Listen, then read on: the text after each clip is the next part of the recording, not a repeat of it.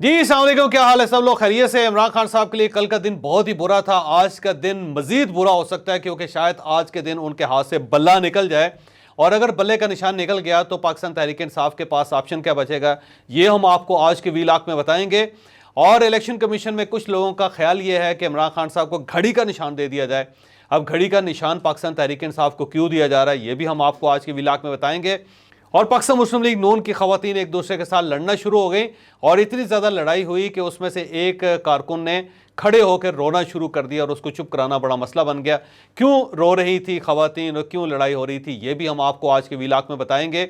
और तहमीना दौलताना जो पाकिस्तान मुस्लिम लीग नून की पुरानी लीडर हैं, उनके साथ क्या हुआ था, ये भी हम आपको आज के वीलाक में बताएंगे।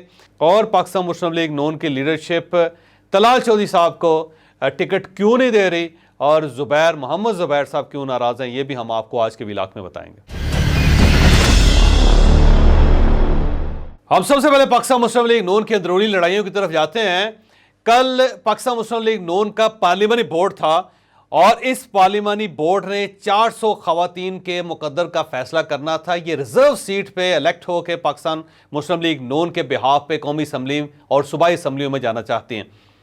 वहां पे जब बातचीत शुरू हुई तो एक खातून मदिया नियाजी हैं, उन्होंने खड़े होकर हिना परवेज भट्ट साहिबा के बारे में पूछना शुरू कर दिया कि ये बताएं कि इनकी पार्टी में क्या कंट्रीब्यूशन है, इन्होंने पार्टी के लिए क्या किया, क्या कुर्बानियां दी इन्होंने। उसमें मदिया नियाजी साहिबा का ये कहना था ये ब्रांडेड सूट पहन के मेकअप करके आ जाती हैं और टिकटॉक के ऊपर ज़्यादा नज़र आती हैं, सोशल मीडिया के ऊपर ज़्यादा नज़र आती हैं, जबकि फिजिकली जहाँ पे पार्टी के खवातीन को होना चाहिए वहाँ से ये गायब होती हैं। और उनका ये कहना था कि हम क्योंकि गरीब ख़ानदानों के साथ हमारा ताल्लुक़ है तो हमें पार्टी वो पजीराई और वो इज़्ज़त नहीं देती जो ऐसी ख़वातीन को मिलती हैं जो ब्रांडेड सूट्स पहनती हैं, मेकअप करती हैं, जिनका ताल्लुक़ एलीट फैमिलीज़ के साथ है। तो इस पे मरियम नवाज साहबा ने उनको रोकने की कोशिश की, लेकिन उन्होंने कहा जी मैं रुकूंगी नहीं, मेरी बात सुनी जाए। और फिर उन्होंने अपनी कुर्बानियाँ गिनवाई कि मेरी जैसी ख़वातीन ने पार्टी के लिए क्या क्या नहीं किया। उन्होंने बताया कि जब लीडरशिप यहाँ पे नहीं होती तो हमें सड़कों के ऊपर मार खानी पड़ती है। फिर उन्होंने ये भी बताया कि जब मुकदमात चलते हैं तो वहाँ अदालतों के सामने सिर्फ और सिर्फ हम होती हैं, जबकि ये हिना परवेज़ भट्ट साहिबा जैसी ख़वातीन जो हैं वो अपने घरों में बैठी होती हैं या वो मुल्क से बाहर सैरें कर रही होती हैं। तो उन्होंने वहाँ पे एक बाकायदा लंबा चौड़ा एक खिताब किया जिस पे बार बार मरियम नवाज साहिबा उन्हें रोकती रही, लेकिन वो रोकने के लिए तैयार नहीं थे। बिलाखिर मियां नवाज शरीफ साहब को इंटरवेंशन करनी पड़ी और उन्होंने जाके मामलात को ठंडा करने की कोशिश की, लेकिन ये मामला ठंडा नहीं हो सका। और फिर उसके बाद सोशल मीडिया के ऊपर ये सारी चीज़ें चलती रहीं और वहाँ पे टॉप ट्रेंडिंग में ये स्टोरीज़ रहीं। फिर वहाँ पे तहमीना दौलताना साहबा भी थी, वो ज़ाहिर बुज़ुर्ग खातून है, पूरी ज़िंदगी उन्होंने पाकिस्तान मुस्लिम लीग नून में गुजारी है, और अब वो ओल्ड एज में जब वो टिकट लेने के लिए गई तो उस पर मरियम साहबा ने उनसे कहा कि आप अपने हलके के बारे में ज़्यादा बातें कर रही हैं, इलाके की कहानियाँ सुना रही हैं, उसके बजाय टू दी पॉइंट बात करें। तो उस पर तहमीना दौलताना साहिबा का कहना था कि मैं अब मेरी उम्र ज़्यादा हो गई है, तो इस उम्र में आप क्या ही चाहती हैं कि मैं मर जाऊँ, यानी मैं इलेक्शन लड़ना बंद कर दूँ, सियासत करना बंद कर दूँ। तो वहाँ पे तहमीना दौलताना साहिबा की भी मरियम साहिबा के साथ वहाँ पे ठीक ठाक किस्म का क्लैश हो गया। और इसके साथ साथ तलाल चौधरी साहब के बारे में ये खबर गर्दिश कर रही है कि उन्हें टिकट पार्टी की तरफ से नहीं दिया जा रहा।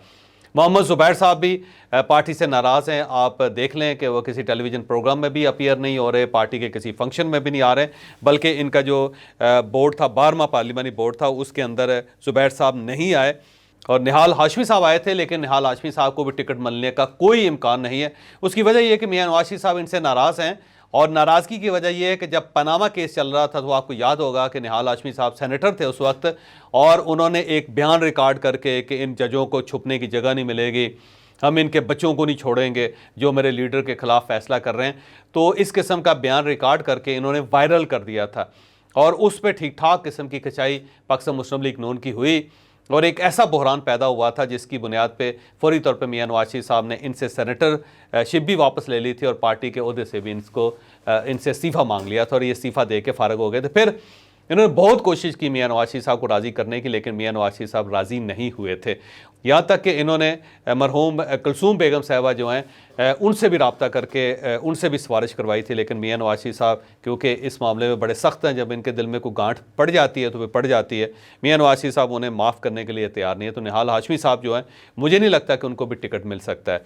तो तलाल चौधरी साहब जो ज़ाहिर है इस सारे दौरानिए में कोशिश करते रहे कि पार्टी की बात करें, लेकिन खुल के वो पार्टी की हमायत नहीं कर सके और उस दौरान कुछ उन्होंने मुतालबात भी शुरू कर दिए थे, तो उसकी वजह से नाराज़गी है। फिर मोहम्मद ज़ुबैर साहब जो रेगुलर शोज़ में आते रहे, लेकिन शायद इनकी कुछ ऐसी कार्रवाइयाँ, कुछ ऐसी एक्टिविटीज़ हैं जो मियाँ साहब को पसंद नहीं आई थी। वो भी एक डिस्टेंस पे है। निहाल हाशमी साहब के साथ वो नाराज़ हैं। तो कराची का चैप्टर तो ऑलमोस्ट आप समझें कि क्लोज़ ही है। कराची से अगर कोई पाकिस्तान मुस्लिम लीग नून का नुमाइंदा है तो वो बशीर मेमन साहब हैं। तो बशीर मेमन साहब ने ऑलमोस्ट पार्टी को टेक ओवर कर लिया सिंध के अंदर। तो ये सियासत थी पाकिस्तान मुस्लिम लीग नून की। अब हम इमरान खान साहब की तरफ आते हैं। इमरान खान साहब के खिलाफ कल एक फ़ैसला आया। इमरान खान साहब ने तोशा खाने में अपनी सज़ा को कालअदम करार देने के लिए एक पटिशन दायर कर रखी थी। 2 रुकनी बेंच था, इसमें जस्टिस आमिर फारूक साहब थे और जस्टिस तारक महमूद जहांगीरी साहब थे। 11 दिसंबर को इसकी हेयरिंग ख़त्म हुई थी और उसके बाद फ़ैसला महफूज हो गया था। और रोज़ पाकिस्तान तहरीक इंसाफ के लोग कहते थे, बल्कि कोशिश करते थे कि ये फ़ैसला आए ताकि इमरान खान साहब को रिलीफ मिले और इमरान खान साहब इलेक्शन लड़ने के काबिल हों। लेकिन कल अचानक ये फ़ैसला अनाउंस हुआ और उसमें इमरान खान साहब की जो प्ली है उसे मुस्तरद कर दिया गया। तो ये डिक्लेयर कर दिया गया है कि उनकी जो प्ली है उसे कबूल नहीं किया गया, उनकी दरख्वास्त मुस्तरद होगी। और उसके बाद ज़ाहिर इमरान खान साहब की ये आखिरी ख्वाहिश थी, एक आखिरी लाइफ लाइन थी कि शायद तोशा खाने का जो केस है उसमें सज़ा जो उनकी मुअत्तल हुई है उसको कालअदम करार दे दिया जाए, क्योंकि अगर सज़ा मुअत्तल हो जाए तो फिर भी कोई शख्स इलेक्शन नहीं लड़ सकता, ना कोई पब्लिक ऑफिस होल्ड कर सकता है। लेकिन अगर उस सज़ा को कालअदम करार दे दिया जाए, मुकम्मल तौर पे फ़ारिग कर दिया जाए, तो फिर वो इलेक्शन लड़ने के काबिल हो सकते हैं। तो खान साहब की आखिरी कोशिश और आखिरी लाइफ लाइन और आखिरी ख्वाहिश यही थी कि इस केस का फ़ैसला उनके हक़ में आ जाए, लेकिन यह फ़ैसला इनके हक़ में नहीं आ सका, जिसके बाद इमरान खान साहब अब इलेक्शन नहीं लड़ सकेंगे। गौहर खान साहब का ये दावा है कि इलेक्शन वो लड़ सकते हैं, लेकिन मेरा नहीं ख्याल कि इमरान खान साहब के कागजात को तस्लीम किया जाए या कबूल किया जाए तो अगले जो स्क्रूटनी होगी 7 दिनों की उसके अंदर शायद इनके पेपर्स मुस्तरद कर दिए जाएँ, क्योंकि इनके पास कोर्ट आर्डर नहीं है। और इसके साथ ही कल एक और जो बुरी खबर पाकिस्तान तहरीक इंसाफ के लिए थी, लेकिन मैं समझता हूँ कि वो अच्छी खबर है पाकिस्तान तहरीक इंसाफ के लिए। वो बुरी खबर ये है कि पेशावर हाई कोर्ट ने इलेक्शन कमीशन को पाबंद कर दिया है कि वो आज के दिन यानी 22 दिसंबर को वो जो दरख्वास्त पेंडिंग है इंट्रा पार्टी की उसका फ़ैसला जारी करे।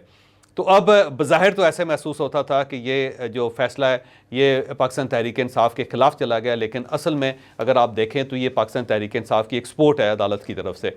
वो इस तरह कि अगर इलेक्शन कमीशन इस फ़ैसले को डिले कर देता और इमरान खान साहब अपनी पार्टी के लोगों को टिकट दे चुके होते और उसके बाद इंट्रा पार्टी इलेक्शंस के ख़िलाफ़ कोई फ़ैसला आ जाता, तो फिर पाकिस्तान तहरीक इंसाफ के पास अदालत का दरवाज़ा खटखटाने का चांस कम हो जाता था, क्योंकि उसकी वजह यह है कि इलेक्शन की अनाउंसमेंट हो गई, फिर आपका बल्ले का निशान निकल गया, फिर आपके कागजात जो हैं वो मुस्तरद हो गए और आपके इंट्रा पार्टी इलेक्शन जो हैं वो सस्पेंड हो गए। तो ये सारी चीज़ें जो थी वो ज़ाहिर पाकिस्तान तहरीक इंसाफ के नुकसान में चली जाती।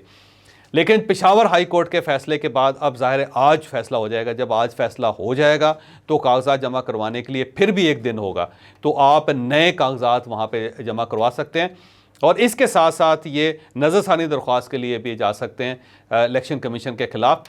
इस्लामाबाद हाई कोर्ट के अंदर भी अपील कर सकते हैं और फिर इसके साथ साथ ये सुप्रीम कोर्ट ऑफ पाकिस्तान भी जा सकती है पाकिस्तान तहरीक इंसाफ। तो ये फ़ायदा है पाकिस्तान तहरीक इंसाफ को, लेकिन मेरा नहीं ख्याल कि पाकिस्तान तहरीक इंसाफ इसका कोई ख़ास फ़ायदा उठा सकेगी।